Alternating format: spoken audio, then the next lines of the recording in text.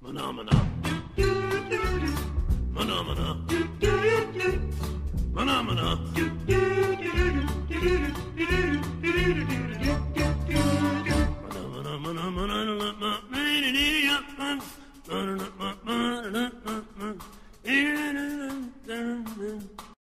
Boa noite, pessoal. Eu sou o José Carlos, professor de Direito Penal, e vamos falar hoje a respeito de prisões. Mas desde já faço o convite para você pegar a sua vadimeco, abrir aí no Código de Processo Penal, no artigo 302, e vamos ler o inciso 1, 2, 3 e 4 do Código de Processo Penal, que fala de flagrante. A produção já separou aqui. Tá ficando eficiente, né, produção? Isso aí. Bom, artigo 302. Considera-se em flagrante delito quem, inciso 1, está cometendo a infração penal. Claro, está cometendo, o cara está dando tiro lá, na hora eu passei e vi flagrante. Inciso 2. Acaba de cometer. Acabou de cometer o crime, a pessoa falou: ó ladrão, ó ladrão!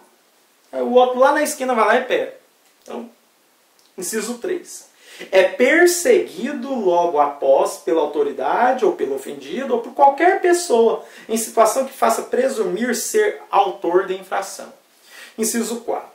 É encontrado logo depois com instrumentos, armas, objetos ou papéis que façam presumir ser ele autor da infração.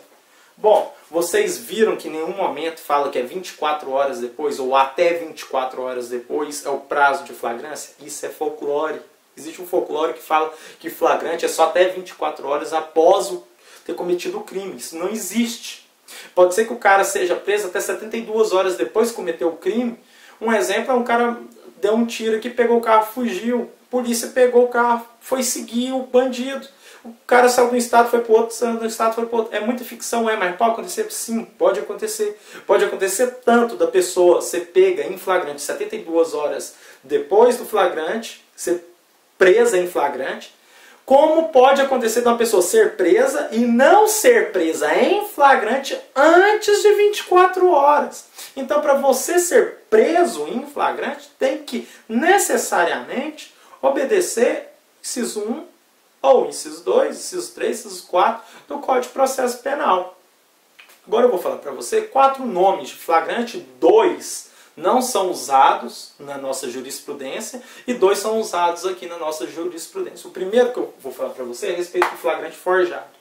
O flagrante forjado, um bom exemplo, é da polícia que está fazendo uma revista, vai e coloca um papelote de droga, maconha, na mochila de um jovem lá e prende esse jovem por causa desse papelote que foi a própria polícia que colocou. Então a polícia forjou um flagrante.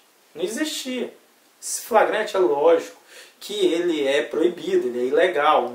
Pelo menos no Brasil, a polícia não pode usar desse meio para prender ninguém em flagrante.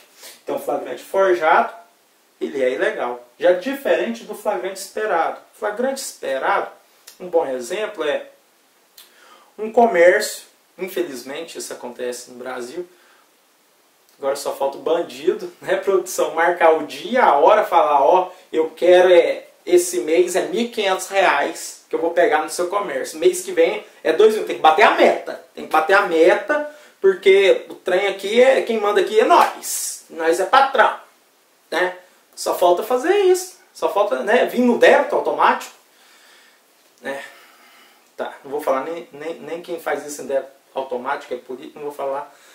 Voltando ao assunto, o flagrante esperado é aquele que a autoridade policial, a polícia já sabe que, infelizmente, naquela região tem-se o costume de todo mês ter 1, 2, 3, 10 mil crimes. Então a viatura fica ali justamente para pegar a pessoa em flagrante ou para evitar. Ela fica ali esperando e sabe que a padaria do seu João tem 3 assaltos por mês. Esse mês ainda não teve nenhum e nós estamos no dia 2. O que acontece? Acontece que o meliante chega lá e faz o assalto. A polícia já estava esperando. Ela sabia que um dia aquela panificadora ia ser assaltada. Presa em flagrante. Flagrante esperado. A polícia contribuiu para ter esse flagrante? Com nada. A polícia não contribuiu com nada, ela ficou de longe, ela não colocou o pão dentro da mochila do cidadão, ela não fez nada, ela ficou de longe observando a panificadora. É esperado, é legal. Flagrante esperado, a polícia está de longe, só observando. Ela não facilitou a vida do bandido hora nenhuma. O terceiro nome de flagrante que eu vou falar para você é o flagrante preparado ou provocado, que ele é ilegal e tem súmula. No STF tem a súmula 145, que fala que o flagrante preparado ou provocado, ele é ilegal. Me dá um exemplo, José Carlos, me dá um exemplo de flagrante preparado ou provocado. Bom, o flagrante preparado ou flagrante provocado é aquele em que, vou dar um exemplo, mais uma vez vou dar um exemplo de polícia. Polícia faz de conta que ela se passa por um usuário de drogas. E sabe que o fulano X é traficante. Então a polícia chega nesse fulano X, como se ela fosse usuária de droga, pedindo ali maconha. Um exemplo, maconha. Ou cocaína, sei lá. Pedindo droga. Aí o traficante, o cidadão X, fala, não, eu não tenho droga. E a polícia fica ali insistindo, não, mas eu quero, porque eu vou viajar, porque eu vou ficar muitos dias sem vir aqui, eu vou pra roça, não sei o que lá. Então a polícia fica forçando a barra. Forçando a barra. Ela está, o quê? Preparando. Ela está, o quê? Provocando. Ela está provocando o traficante. Então é um flagrante preparado. É um flagrante preparado. A polícia se preparou. A polícia está provocando aquele flagrante. Se a polícia não tivesse ido até esse traficante nesse momento, nesse exato momento, que a gente tem que olhar é o momento. Nesse exato momento, ia ter algum flagrante? Não ia ter, porque o traficante, pelo menos naquele momento, aquela pessoa não portava droga. Naquele momento ela não estava fazendo a mercância da droga. Então, naquele momento, quem provocou o flagrante foi a polícia. Então, esse flagrante é usado na nossa jurisprudência, na nossa justiça brasileira. A doutrina aceita? O STF aceita? Ninguém aceita. O flagrante preparado ou provocado é sumulado até, que não pode se valer de nada. O quarto, último e não menos importante nome de flagrante que eu separei aqui para vocês é o retardado ou diferido. O retardado ou diferido é aquele em que a polícia tem condições de pegar em flagrante, sabe? Exemplo, está no aeroporto, a Polícia Federal passou lá na esteira lá e viu que ali dentro daquela mochila tinha 5 quilos de cocaína. Naquele momento a Polícia Federal poderia muito bem fazer a prisão em flagrante. Mas ela prefere, a inteligência da polícia prefere não fazer o flagrante naquele momento. E esperar a pessoa dona daquela mochila, que está portando aquela mochila, chegar no local de destino dela e fazer o flagrante no local que ela chega, porque aí, ela fazendo o flagrante, pode ser que ela desmantela toda a quadrilha, toda a organização criminosa. Pode ser que ela prenda de uma vez só toda a organização criminosa. E se tivesse feito o flagrante ali no aeroporto, talvez só seria presa a pessoa dona daquela mochila e talvez ela não entregaria toda a estrutura, toda a organização por trás.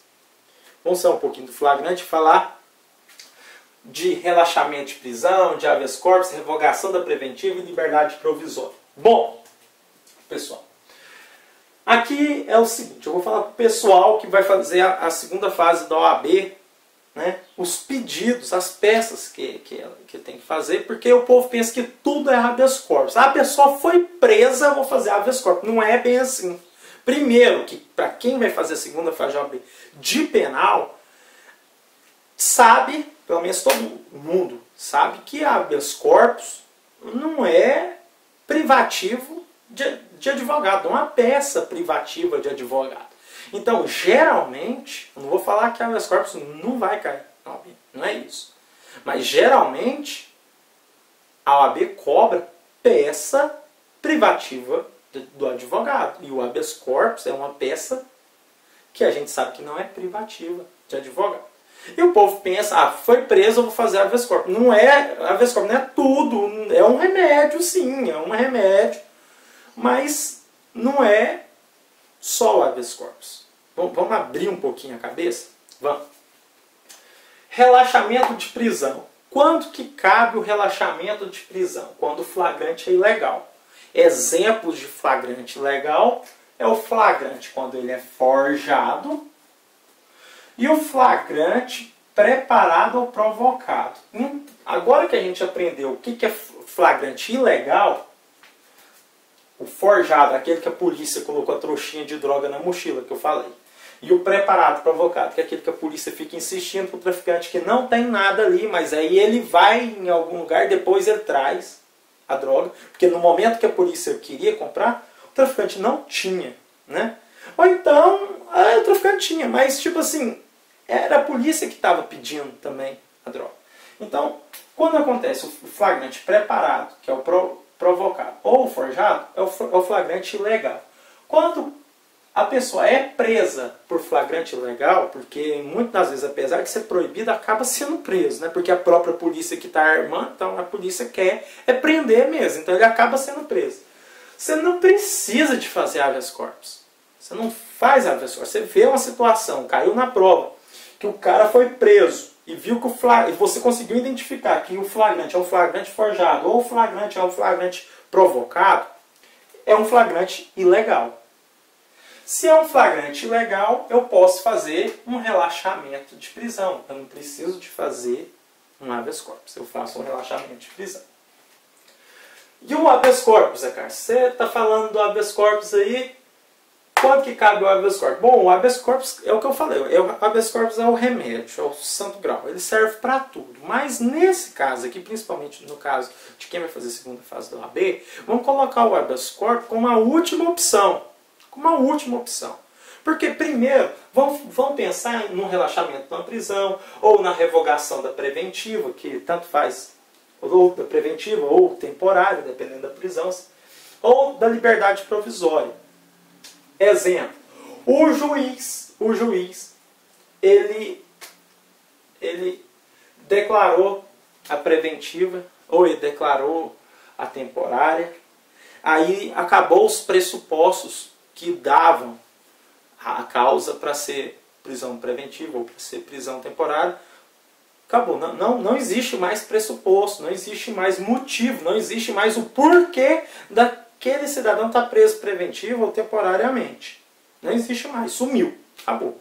Aqueles motivos que existiam hoje não mais existem. Bom, a pessoa entra com um pedido de revogação da preventiva, se for uma prisão preventiva, ou a pessoa entra com pedido de revogação da temporária, se for prisão temporária. Bom, o juiz não acatou a revogação da prisão preventiva ou temporária. Aí eu vou entrar com habeas corpus. Onde que eu vou entrar com habeas corpus? No Tribunal de Justiça. Não adianta entrar com habeas corpus no juiz. Falar assim, ô juiz, você não presta atenção aí. Não, você vai entrar direto no tribunal. Então o habeas corpus ele cabe tanto para flagrante ilegal, quanto para prisão preventiva, quanto para prisão temporária. Cabe o habeas corpus, desde que tenha se esgotado aqueles outros pedidos de revogação de preventiva ou temporária ou de liberdade provisória. Exemplo, o cidadão foi preso em flagrante. E aqui é um flagrante legal. Porque se é um flagrante legal, já peço o relaxamento de prisão. Então você sabe, se o flagrante é ilegal, eu já peço o relaxamento de prisão. Tá, não, Zé Carlos, mas nesse caso aqui que a prova deu, o flagrante está certinho. É um flagrante legal. É um flagrante que obedeceu todos os requisitos. Tá, prisão em flagrante. Com prisão em flagrante certinha, sem erro nenhum, eu peço liberdade provisória. Aí, da mesma forma, o juiz não concedeu liberdade provisória e você tem o direito, o seu cliente tem o direito de liberdade provisória, obedece os requisitos, aí eu também posso entrar com habeas corpus, mas eu vou entrar com habeas corpus no tribunal. Bom, gente, hoje o vídeo foi curtinho, era só para falar a respeito disso aqui. Qualquer dúvida, deixa o recado, tá bom? Um abraço, bons estudos e vamos lá, desistir jamais. Estude mais, estude sempre. Até já!